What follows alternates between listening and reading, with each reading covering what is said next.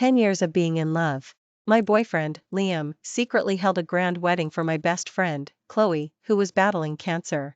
It was only because she had cancer, and her dying wish was to marry him. Liam sealed off all news, forbidding anyone from letting me know about it. He didn't know that Khloe had livestreamed the entire wedding to me. That night, I collapsed in tears, but spent the night with his best friend on the island. On the day my heart condition flared up, he abandoned me, almost costing me my life, just to take his best friend to the hospital.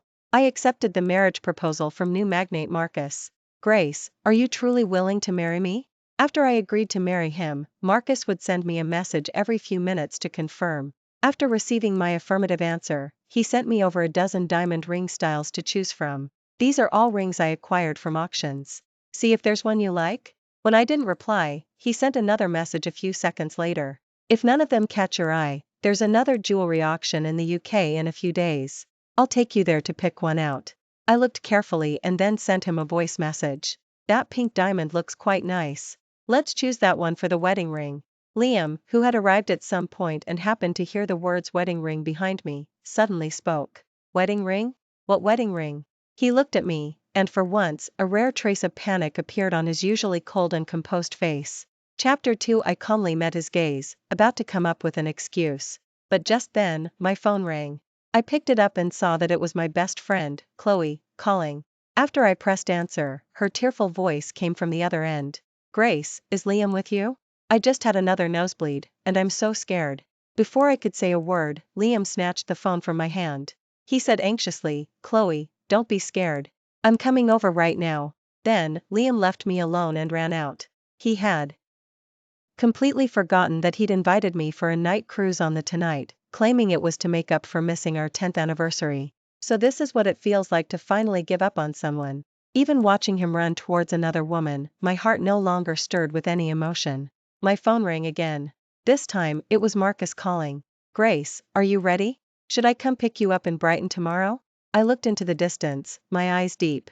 In a week, after I've dealt with everything I need to, I'll return to New City to get married. Marcus's voice on the other end was gentle. Okay, I'll wait for you. If you encounter anything you can't resolve, remember to tell me. 2. After hanging up, I called Grandpa to say goodbye to him. Liam's grandfather and my grandfather were fellow veterans, and their bond was deep. Chapter 3. When I was 8, I was diagnosed with a very serious heart condition. The private hospital owned by the Liam family specialized in cardiology and was very reputable. So my grandfather decided to send me to the Liam family in Brighton to recover. Over the years, Liam's parents treated me like their own daughter, and Grandpa took exceptionally good care of me. Since I was returning to New City, it was only right that I say goodbye to them. Liam hadn't come home again last night, but sent me a message. Look at you, eating with your mouth all messy, so cute. In the photo, Liam was bending over to eat cake, and Khloe was extending a finger to smudge frosting on his face. But soon, she retracted the message. I'm sorry, Grace, I sent it to the wrong person just now. Liam said that photo was cute and asked me to send it to him. You won't be mad, will you? I didn't reply to her. Instead, I quietly went back to my room and started packing my luggage. Liam didn't return home until noon the next day. He had prepared a gift for me as an apology. Grace, Khloe was in a very serious condition last night. I just took her to the hospital. I didn't respond. I opened the velvet box and found a high-end designer watch inside. Diamonds were around the watch strap, making it extraordinarily luxurious. But I remembered he had given Khloe a similar gift. Only, mine was more expensive. Seeing my lack of reaction, Liam asked with some concern, Grace, are you mad? Chapter 4. I replied faintly, no. Khloe is sick, it's only natural for you to go see her. Liam looked at me suspiciously, perhaps finding my reaction strange, but in the end, he just sighed. Good, as long as you're not mad. After all, we still have a long road ahead of us to walk together, but Khloe. At this, Liam's eyes reddened slightly. I was too lazy to listen to him speak. In that case, you should spend more time with her. After saying that, I turned to leave, but grabbed my wrist. 3. The moment I looked up, my eyes were devoid of emotion. What is it? Liam seemed agitated, but he didn't know the source of his agitation. But soon, his phone rang again. He glanced down at it a few times, then looked up at me and said, Grace, I'll be away on a business trip these next few days, so I won't be home temporarily. Be careful at home by yourself. I casually hummed an acknowledgement, thinking it was better if he didn't come back. That way, I could go to the Liam family home tomorrow to say goodbye to everyone. The next morning, I took the gifts I had prepared and went to the Liam family home. Mrs. Eleanor's eyes reddened when she heard the news of my return to New City. Grace, what happened? You were living so well in Brighton, why are you suddenly going back? And William immediately slapped the table. Where's Liam? Why didn't he come back with you? Did he bully you? I hesitated for a moment, but ultimately didn't tell the truth.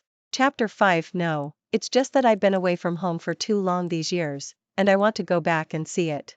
Mrs. Eleanor looked at me, concerned. Does know about you going back? To avoid further complications, I nodded gently. Yes, he knows. Hearing me say this, everyone found it hard to persuade me further.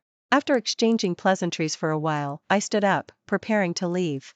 But just then, the Liam family's front door suddenly opened, and I came face to face with Liam.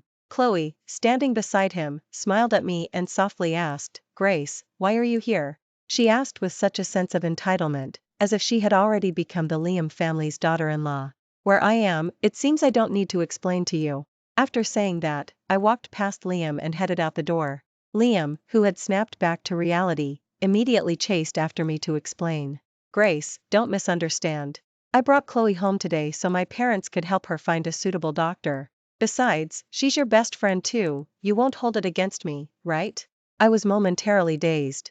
What echoed in my mind was Liam's promise to me when he was 18, under the flowering tree. He said that marrying me was his lifelong wish. One day, he would bring me back to meet his parents as his future wife. But now, he had brought another woman to the Liam family home and had even lied to me, saying he was going on a business trip. Chapter 6. Looking at Liam's hopeful eyes, I slowly said, of course not. I've never been a petty person. For people not worth it, I simply didn't care. Hearing me say this, Liam, instead, seemed startled. Grace, are you really not bothered at all? I felt he was truly hard to please.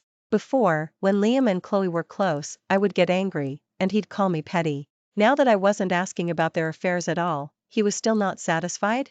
But I didn't want to explain, nor was there anything to explain. Finally, Liam pecked my forehead. Wait for me obediently at home. After entering the elevator, I wiped my forehead clean. He disgusted me. For on our 10th anniversary, Liam also used a business trip as an excuse to brush me off. However, that night, I received a video call request from Khloe.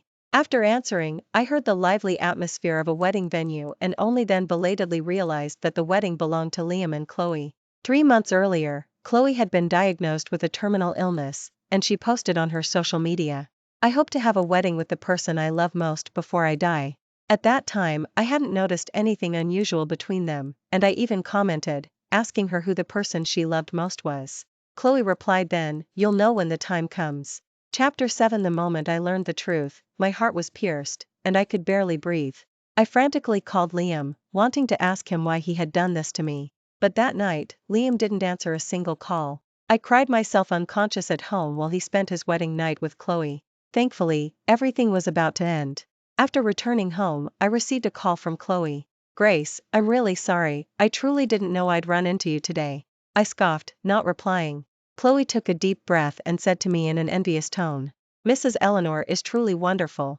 She was so gentle and caring towards me. They even said they would do their best to help me find a suitable doctor for my treatment. She paused there. Then she lowered her voice and asked, Grace, why can't the one who marries into the Liam family be me? Of course, it could be her, if she had the capability. Then I wish you both a happy marriage in advance. Then, I hung up the phone, intending to block her immediately, to prevent her from constantly trying to get my attention. But just then, I accidentally clicked into Khloe's social media and discovered that she had actually stolen my design draft to enter a competition. My hands trembled with anger. Because that drawing was my birthday gift to Liam. Chapter 8. I didn't expect him to hide it from me and send the drawing to Khloe. I clutched my wildly beating heart, trying my best to calm down. Then I too okayed out my copyright registration certificate and went directly to the competition website to report Khloe's work as plagiarism. After I finished all that, Mia, my friend with whom I co-owned the art studio, also called. Grace, what happened? Why are you suddenly withdrawing your investment? Mia was a mutual friend of mine and Khloe's, but she had always been at odds with Khloe before. So I told her everything over the phone, naturally including the fact that I was getting married soon. Mia was furious after hearing it. That is too much of a snake. Relying on her illness to snatch someone else's man? Who knows if she's even faking it? It's infuriating. I need to call her and give her a piece of my mind. Hearing's righteous words, I was quite touched. Never mind, I can't be bothered. I'm getting married soon. Just then, I heard footsteps behind me. Liam's voice suddenly rang out. Wedding? What wedding? 5. I promptly hung up the phone. Turning to face Liam, I noticed he seemed nervous. Suddenly, I had a different idea. I just heard some gossip. There's a guy who secretly held a wedding with another woman behind his girlfriend's back. My friend just said that guy was utterly despicable, and his girlfriend, poor thing, still thought she was the love of his life. Chapter 9. To my surprise, Liam shouted back, particularly agitated. What in the world are you talking about? How do they know if that man had a reason? What if that wedding was fake, just to fulfill a terminally ill patient's dying wish? Hearing his sanctimonious words, I suddenly felt a bit ridiculous. 10 years of a relationship. All wasted. Perhaps sensing my change in mood, Liam walked over and hugged me. Grace, what's been wrong with you lately? He held me tightly in his arms. We've spent so many years together. Don't you know how much I love you? Once situation is settled, we'll get married, okay? As he spoke, his hand slowly reached into my clothes. But I turned my head away and pressed down on his restless hand. Sorry, I'm not in the mood. Liam's deep eyes watched me for a long time but couldn't discern anything amiss from me. Finally, he let go of me, losing interest, and tossed out, I'm going to sleep in the study. That night, soon after I fell asleep, I heard Liam rush out the door again. I turned over and continued to sleep. But early the next morning, as soon as I opened my bedroom door, I saw Liam sitting in the living room. I raised an eyebrow slightly. So early? Liam didn't give me a good look. Instead, he started badgering me with questions. Why did you have to report Khloe for plagiarism? Do you know how much of a blow that is to her? Chapter 10:6. My smile froze on my face. Then tell me, was that design draft made by Khloe herself? Did she not plagiarize? Hearing this, Liam's eyes were filled with shock. Grace, how did you become like this? Where did the kind person you used to be go? You have everything, you don't lack awards or recognition for your work, so what if you just let her have it? Khloe's condition has worsened because she's so upset, and she's lying in the hospital, barely clinging to life. She just wanted to experience the feeling of winning an award before her life ended. Is that not allowed? My fingers tingled with anger. I immediately retorted, of course not. Liam, you know how much I've sacrificed over the years to achieve my dream. My hands were covered in chilblains in the dead of winter from practicing art, itchy and painful. Now, how can you so lightly say to give my work to Khloe? If she wants to experience winning an award, she should work hard and earn it herself. What kind of person takes something that belongs to me?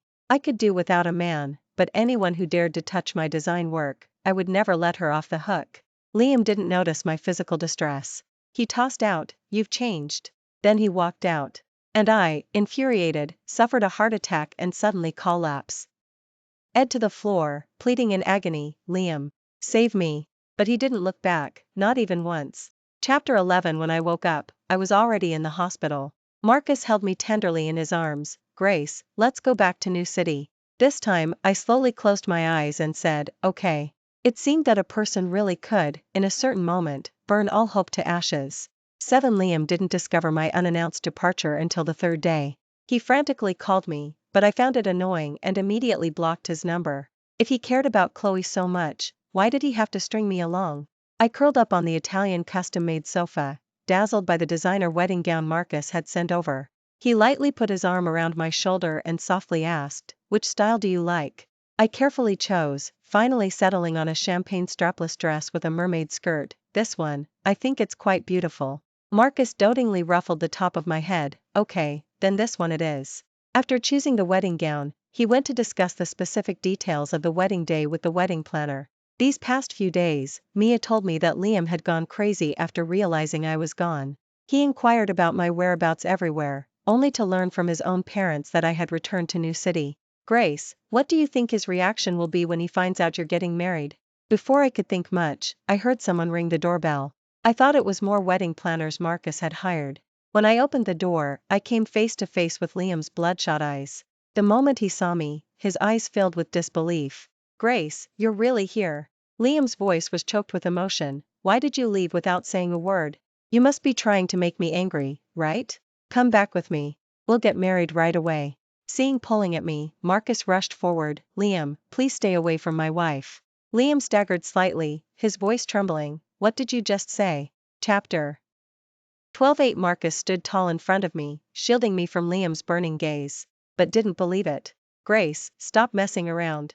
How can you just let go of our 10 years of shared history? Were all the promises we made back then fake? I truly didn't want to get tangled up with him any longer, so I immediately showed him my and Marcus's marriage certificate. Liam, I'm not lying to you, I really am married. He seemed stunned, his shoulders slumping in deep hurt. Why? Why? Seeing about to rush forward, Marcus stepped in front to block him. Then, with a cold face, he reprimanded, you have the nerve to ask Grace why? Don't you know what you've done these past few days?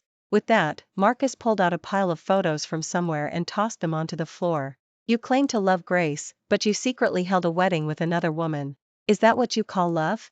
In the photos, Khloe was smiling blissfully, and Liam was like a knight protecting his princess. Such a warm and harmonious scene pierced my eyes. Liam frantically explained, Grace, it's not what you think. Khloe and I had a fake wedding, just like playing house. I was just fulfilling her dying wish. Chapter 13 A tear slipped from my eye. Marcus quickly reached out and gently wiped it away for me. I stepped forward and looked at Liam calmly. The wedding with her was fake, but what about all your favoritism towards her? Was that fake too? Liam closed his eyes, looking exhausted. Khloe is your good friend too. I was just putting on an act with her. I thought you wouldn't mind. I found it utterly sarcastic. Liam, do you even believe those words yourself when you say them? That day, you rushed out without hesitation. Did it ever occur to you that I might have a heart attack from anger and almost die at home? Liam's body trembled, and he suddenly looked up. Grace, what did you say? I was tired and didn't want to say anything more to him. Liam, we're over. Liam's face was terrifying. Why dark? His gaze fell on me, shifting from guilt to unwillingness in just 3 seconds. Then, he let out a cold laugh and spoke slowly. It doesn't matter. Even if you're married, it doesn't matter. I'll tie you up and drag you to the courthouse to divorce him. With that, he pulled a blank check from his pocket and threw it at Marcus. Pretty boy, have you heard of the Liam family in Brighton? Fill in the amount on the check yourself, then politely divorce my wife. Otherwise, I'll show you what happens when you cross me. I was angered by Liam's rude behavior and wanted to go confront him, but Marcus stopped me. Chapter 14 Marcus didn't seem to care. Instead, he smiled faintly. Liam, is this how you win back the person you love? It's really not very effective. These words stung Liam, and he shouted in a fit of rage, none of your business. Don't you know, Grace and I grew up together? We shared a whole 10 years. Do you think you have much of a chance against me? As long as I tie her up and keep her with me every day, she'll definitely come back to me. Immediately after, Liam suddenly raised his fist at Marcus. I shrieked, Liam, are you crazy? But before the fist could land, Marcus blocked it with one hand. Tie up and take her back? Marcus's cold face was tinged with anger. What do you take her for? Is she a plaything you can just summon and discard? Liam, who regularly worked out and was covered in lean muscle, was now restrained by Marcus like a rag doll, completely powerless to resist. Then, Marcus scoffed, and the bodyguards in the house responded, appearing at once. They immediately used ropes to firmly tie Liam up. Liam was so angry that veins popped out on his neck. Bastard, do you know who I am? How dare you treat me like this? Marcus straightened his cuffs, then spoke unhurriedly, you're from the Liam family in Brighton? Chapter 15 Why don't you go ask Grandpa if he's heard of the Marcus family in New City? With that, he waved his hand, and Liam was carried out by the bodyguards. Completely ignoring Liam's increasingly shocked expression. The family in Brighton deals in medical real estate. But the Marcus family's industries in New City span across the country, with far greater wealth than the Liam family. After all that, Marcus turned to me and explained, Grace, don't misunderstand, I'm not usually like this. Looking at his sincere yet slightly nervous eyes, I smiled softly. I think your way of handling things is quite good. Otherwise, given Liam's personality, he would never give up easily. And I was utterly fed up with this endless entanglement. That night, Marcus arranged for our two families' elders to have dinner and finalize the wedding details. This was also the first time I met Marcus's mother. While waiting, I was a bit nervous, my palms sweating. Marcus tightly squeezed my hand under the table, reassuring me in a low voice, Grace, don't be scared. My parents both really like you. Once both sets of parents arrived, the atmosphere was quite harmonious. Mrs. Sophia's face lit up the moment she saw me. and she even took out a velvet box and handed it to me. Grace, Marcus has often spoken of you. Today, I finally get to meet you in person. You're even more beautiful than I imagined. Chapter 16. Hearing that, I was startled. Marcus and I had met at an art exhibition. He was an exhibitor, and I was the curator. We hit it off immediately and talked happily, and it had only been 2 months from meeting to deciding to get married. He would often mention me to his family. Seeing me in a daze, Marcus reminded me, open the velvet box and take a look. I guessed it might be a welcoming gift, either a watch or a bag. But when the velvet box was opened, my mother, sitting beside me, gasped. Isn't this the Marcus family's heirloom jade bracelet? Inside the velvet box lay a family emerald and diamond bracelet. Financial journalists had previously interviewed the Marcus family and mentioned this heirloom jade bracelet, reportedly valued at 9 figures. I was flattered and quickly handed the velvet box back. This is too valuable. Mrs. Sophia, however, took the bracelet and directly put it on my wrist. For my future daughter-in-law, no amount of money is too valuable. Then, she gently placed her hand over mine, because you're worth it. 11 That day, when I returned home with my parents, I unexpectedly saw Mr. William and Mrs. Eleanor at our house. My mother sighed. Back then, your grandfather insisted on sending you to Brighton, and the Liam family repeatedly promised to take good care of you. We all thought you and Liam would end up together. We don't know what happened between you and Liam, but you've received kindness from the Liam family these past few years, so it wouldn't be right to turn them away. Chapter 17. I found her words reasonable and told my mother, Mom, don't worry, I'll handle this. I personally brought 2 cups of tea into the study. Mrs. Eleanor's eyes reddened the moment she saw me. Grace, I heard you're returning to New City to get married. I sighed. Mr. William, Mrs. Eleanor, I won't keep it from you any longer. Liam and I are over. Mr. William frowned in anger. Did that brat do something to offend you? I'll beat him to death. I remained silent, but Mrs. Eleanor sensed something was wrong. Is it because of Khloe? I didn't say anything, but my attitude said it all. Mrs. Eleanor's face was filled with shame. Grace, we treated you like our own daughter. For that brat Liam to do such a thing, I'm ashamed to even come see you. During the years I was away from home, Mrs. Eleanor had given me a lot of care, so I certainly wouldn't become distant with her because of Liam. Mrs. Eleanor, no matter what, you are always the people I respect most. I could actually guess that they came to my house to ask me to reconsider. But after understanding the whole story, they ultimately did not say anything to try and keep me. After they left, Mia sent me several messages in a row. Grace, quickly look at the screenshots I sent you. That is truly insane. Chapter 18. She heard you were getting married and actually posted a lot of defamatory things about you on social media. It's utterly infuriating. I clicked on a screenshot, and the pure toxicity of the message was evident. Some people act like innocent snowflakes, who knew they couldn't wait to get married to another man even before breaking up with their boyfriend. Don't be such a snake. The accompanying picture was an old side profile photo of me. And, she even replied in the comments. You don't know, her husband is old and ugly, she just married him for his money. Mia told me, that is despicable. I got so mad arguing with her that I just blocked her. I was immersed in the joy of my upcoming wedding and absolutely didn't want such a person to ruin my mood. So I comforted Mia, don't be angry, I'm getting married in 3 days. I'll wait for you in New City to be my bridesmaid. 12 These past few days, Marcus took me shopping and sightseeing everywhere, calling it cultivating our relationship. Despite consciously trying to distance myself from certain people and events from the past. However, gossip about Khloe still reached my ears through various mutual friends. After William and Mrs. Eleanor returned to Brighton, the first thing they did was go to the hospital to check Khloe's medical records. They found nothing unusual at first, but a closer look revealed a shock. Mr. William keenly noticed that Khloe's various test indicators showed abnormalities, with traces of artificial interference. Chapter 19. So they followed the clues and finally discovered that Khloe didn't have a terminal illness at all. Her body was perfectly healthy. Her frequent fainting and discomfort before were just an act to gain Liam's attention. Upon learning this, Mrs. Eleanor immediately had the security guards throw her and her belongings out of the hospital. Khloe cried hysterically, desperately clutching the hospital doorframe, refusing to leave. Mrs. Eleanor, please don't kick me out, don't kick me out. If finds out, he'll definitely argue with you. Mrs. Eleanor was furious and raised her hand to slap her. How dare you mention Liam? Get out of here right now. Keeping you in the hospital is just wasting medical resources. After was kicked out, she squatted in the hospital, weeping and calling Liam.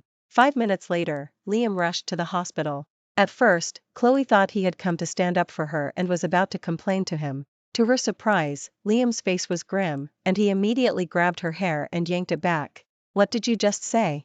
You're not sick? You've been faking your illness to trick me all along?" Khloe was so scared she didn't dare to cry loudly, only moving her lips, pleading bitterly. "Liam, I did all this because I love you too much. And didn't you like me too? You said Grace was too perfect, and you felt pressured when you were with her. With me, it's different. You can be more relaxed and happier." But she hadn't even finished speaking before Liam slammed her to the floor. "Who do you think you are? You want to compare yourself to Grace? 10 of you couldn't even compare to one of her fingers."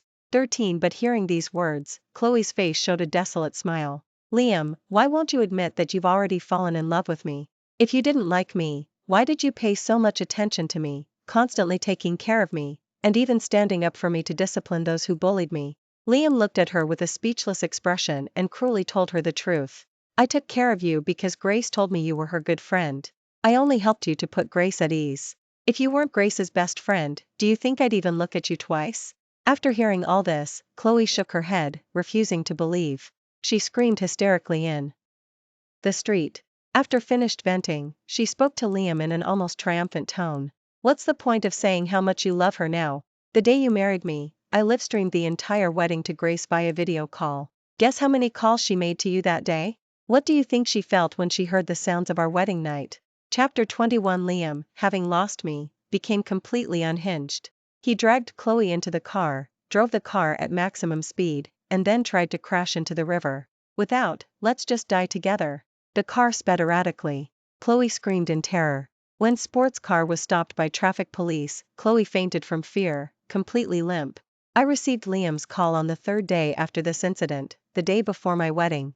After not seeing him for days, his voice was hoarse beyond recognition. Hearing the name Grace again felt like an eternity. "Grace, can I attend your wedding? If you can't marry me, I want to see you get married with my own eyes." Before I could refuse, Marcus, who had appeared behind me at some point, snatched the phone. He answered for me. "Of course, you're welcome. I'll even personally toast you then." Liam on the other end gritted his teeth. "Give the phone back to Grace. What does this have to do with you?" Marcus raised an eyebrow slightly. "We're husband and wife, what I say or she says is the same." Liam hung up the phone in anger. 14 Afterward, Marcus handed the phone back to me. He reined in the intensity around him, his eyes softening as he looked down at me. "Grace, what I just did, you're not mad, are you?" Chapter 22 I chuckled softly in response. "Of course not. You handled it very well, saving me a lot of trouble." He let out a slightly nervous sigh of relief. "That's good. I was worried you'd be upset. But actually, I was a little worried. Because I knew Liam, he was never one to give up easily." "Marcus, do we really have to let Liam attend our wedding? I'm worried he'll see us trouble at the wedding." But he didn't care at all. "Grace, don't worry. With me here, he won't be able to cause any trouble." Marcus was never someone to be easily bullied. I had seen how decisive and efficient he was when handling work. But now, he was willing to treat me with such patience and care. I stepped forward and gently hugged him. Marcus's body stiffened slightly. "Marcus, thank you." That single sentence held so many emotions. "Thank you for supporting and accepting me like this. And thank you for giving me immense dignity when my heart was completely shattered by a past relationship." Marcus's large hand gently rested on my head. "Between us, there's no need for thanks." On the wedding day, the hall was filled with guests. I was incredibly nervous in the hotel dressing room. During that time, Marcus came in several times, bringing me a lot of snacks and drinks. Mia was filled with envy. She teased, "Oh, looks like the groom wants to fatten up our bride." Marcus simply looked at me with doting affection. "Today will be very tiring, eat more." The wedding venue glittered, adorned everywhere with vibrant flame orchids. And I, in my designer wedding gown, slowly made my entrance to beautiful music. A cheer rose, and my parents sent me off with tears in their eyes. It only took a minute to walk from the entrance to the center of the venue. But it took me a full decade to walk from a wrong relationship to the right person.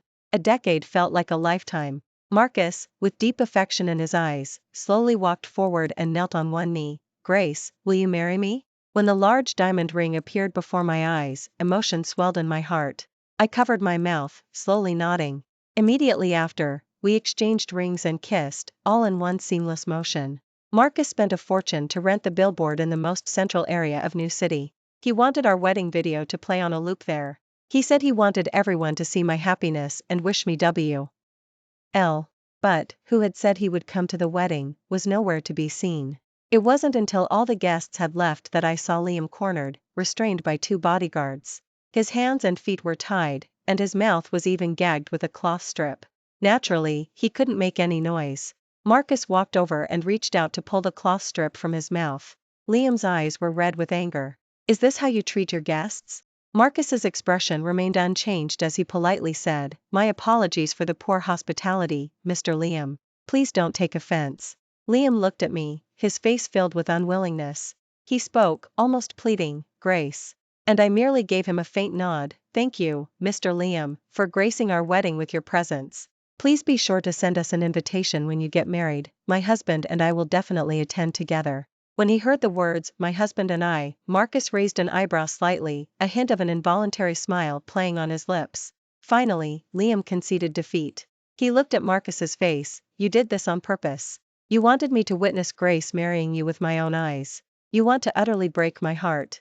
You manipulative schemer." Marcus didn't deny it, he even shamelessly replied, "Thank you for the compliment."